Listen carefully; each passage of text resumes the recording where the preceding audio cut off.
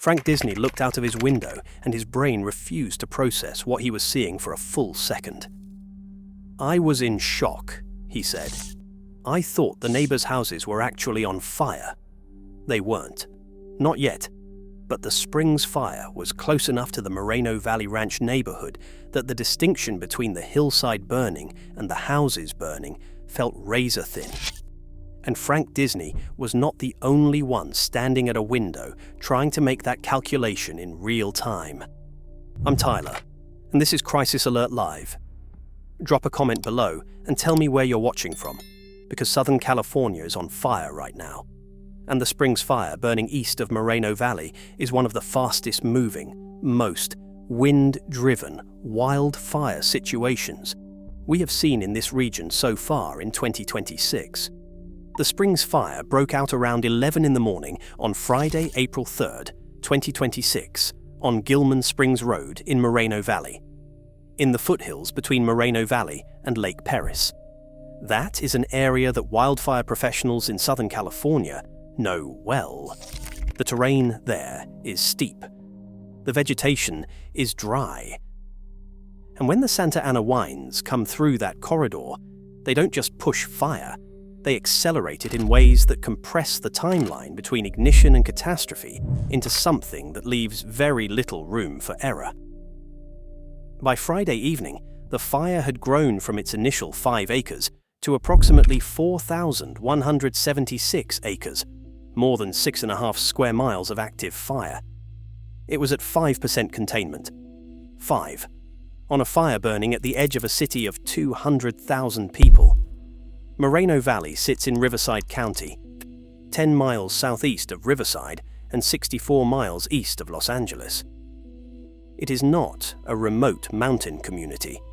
It is a city, a large populated California city, and its neighborhoods sit in exactly the kind of wildland-urban interface that fire scientists have been warning about for decades. Where the developed neighborhoods end and the dry open grasslands begin, there is often very little margin. When conditions are right, and April 3rd was very much the right conditions for a fire to run. A spark at the edge of that interface can turn into something that threatens tens of thousands of residents before the first air tanker even arrives. The conditions on Friday were not subtle. The National Weather Service had issued a high wind warning for much of Los Angeles and Ventura counties, as well as the Inland Empire. Gusts reached 55 miles per hour across the region, funneling through the passes and canyons of Southern California the way they always do when a Santa Ana wind event hits at full strength. CAL FIRE spokesperson Maggie Klein de la Rosa was direct about the situation from the beginning. It's windy out there. That kind of understatement is what you hear from fire professionals who have seen what Southern California wind can do to a fire and are choosing their words carefully. Alex Izaguirre, another spokesperson for CAL FIRE Riverside County, explained that the wind was spreading the smoke so widely that residents in neighboring cities were calling in to report what they were seeing and smelling.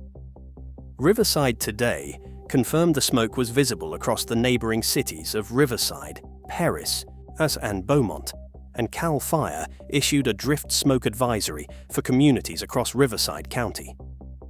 Deepak Bal, who was in the area as the fire exploded, described watching the sky change. "I came out," he said. The winds were strong and the sky had turned like brown. It was just mind-blowing. That brown sky, the color you get when a large fire sends dense smoke across a populated valley under strong winds, is one of the most disorienting experiences a community can have. It is midday, and the sky is the color of dry earth, and the air smells of something burning, and you cannot see where it is coming from because the smoke has spread across everything. More than 300 firefighting personnel were on scene. At least 3 air tankers were requested, along with 2 Type 1 helicopters, approximately 40 engines, and 4 water tenders. The battle was being fought on multiple fronts because the fire was behaving the way wind-driven fires are known to behave in this terrain. unpredictably, burning through hillsides and jumping roads in ways that suggest the kind of forward movement that pushes outside the original perimeter faster than suppression lines can follow.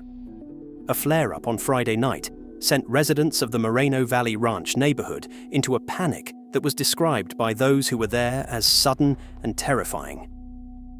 The flames drew close. The fire trucks showed up. The margins were measured in feet. Maurice Williams has lived in the neighborhood for 20 years. He has seen fires before. He said he had never seen one get this close.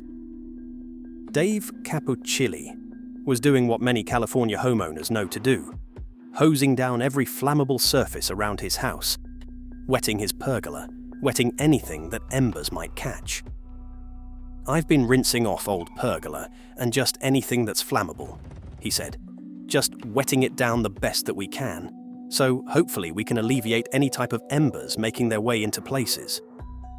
That is the practical calculus of living in a wildland-urban interface.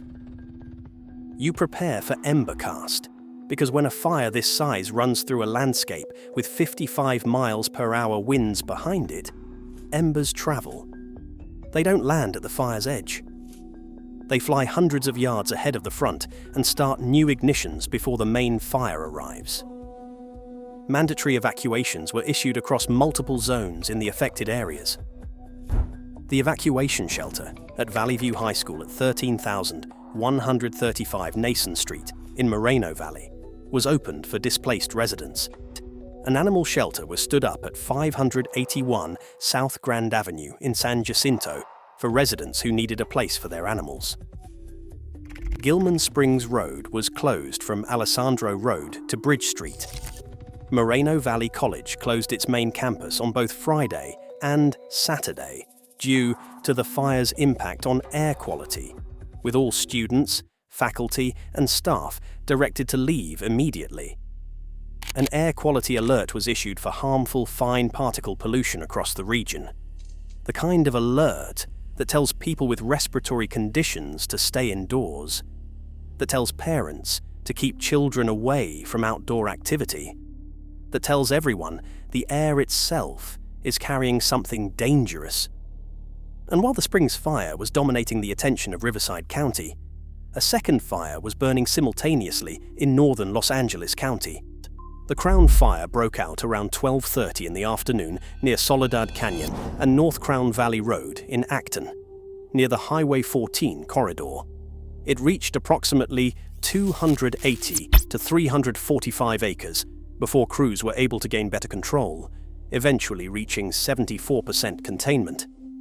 But the fact of two separate fires burning on the same day under the same wind event is a reminder of something important about how wildfire season works in Southern California now. A system that produces this kind of wind does not produce it over one spot. It produces it across a region, and any spark anywhere along that region under those conditions has the potential to become the same kind of emergency. By Saturday morning, progress on the Springs fire was real. Containment climbed from 5% to 25% overnight, then to 45% by Saturday. More than a dozen evacuation zones remained under mandatory orders or warnings. 6 zones had been dropped. The National Weather Service was still tracking winds, an advisory for 15 to 20 mile per hour conditions with gusts reaching 45 miles per hour into Saturday afternoon. Lower than Friday's 55 mile per hour gusts, but still enough to challenge containment efforts if a hotspot reopened.